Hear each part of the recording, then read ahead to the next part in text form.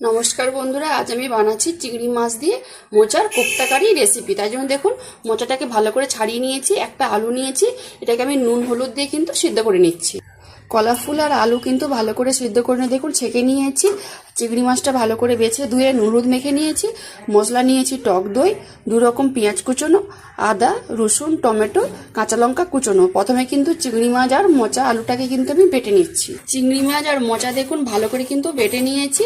এবার এর মধ্যে পেঁয়াজ কুচোনো আর লঙ্কা কুচোনো, গুঁড়ো মশলা দিয়ে দেবো, অল্প হলুদ গুঁড়ো, অল্প ঝাল লঙ্কার গুঁড়ো, গরম মশলার গুঁড়ো, পরিমাণ মতো নুন, অল্প একটু চিনি, অল্প একটু নারকেল কুড়ো, পরিমাণ মতো বেসন। ভালো করে সব এটাকে আমি মেখে নেব। ভালো করে দেখুন একসাথে সব মেখে নিয়েছি, হাতে একটু তেল লাগিয়ে নিয়েছি। এবারে কোপ্তাটাকে আমি তৈরি করে নেব। এই দেখুন কতগুলো কিন্তু কোপ্তা তৈরি করে নিয়েছি। আমি আরেকটা করে দেখাচ্ছি। এইভাবে কিন্তু সবগুলোই তৈরি করে নেব। কোপ্তাগুলো সব তৈরি করে নিয়েছি, এবার এগুলো ভেজে নেব।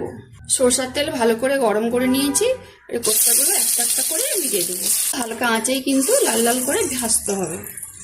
কোপ্তাগুলো দেখুন লাল লাল করে কিন্তু দুদিকেই ভেজে নিয়েছি। এবার জায়গাতে তুলে নিচ্ছি।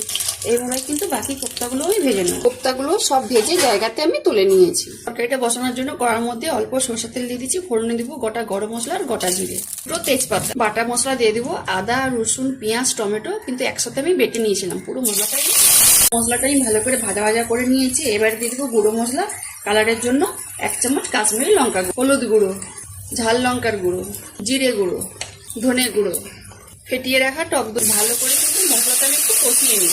মশলাটা ভালো করে কষানো হয়ে গেছে। ঝোলের জন্য কিন্তু আমি আগে থেকে আলু ভেজে তুলে নিয়েছিলাম। আলু ভাজাটাও দিয়ে দেবো।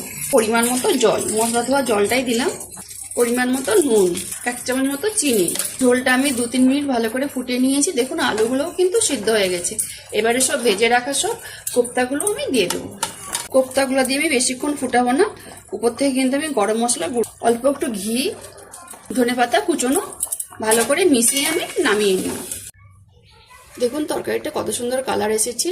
আর চিংড়ি মাছ দিয়ে এই মোচার কোপ্তা কারি তো রেসিপিটা যদি বন্ধুরা ভালো লেগে থাকে তাহলে অবশ্যই একবার বাড়িতে বানিয়ে খেয়ে আমাকে কমেন্টে জানাবেন। যেসব বন্ধুরা ফেসবুক থেকে রান্নার ভিডিও দেখতে পছন্দ করেন তারা আমার পেজটাকে লাইক কমেন্ট বন্ধুদের মাঝখানে শেয়ার করে পাশে থাকবেন। আর যারা ইউটিউব চ্যানেল থেকে দেখছেন তারা সাবস্ক্রাইব করে পাশের ঘন্টাকে ক্লিক করবেন। সবাই ভালো থাকুন, সুস্থ থাকুন আর সাবধানে থাকুন।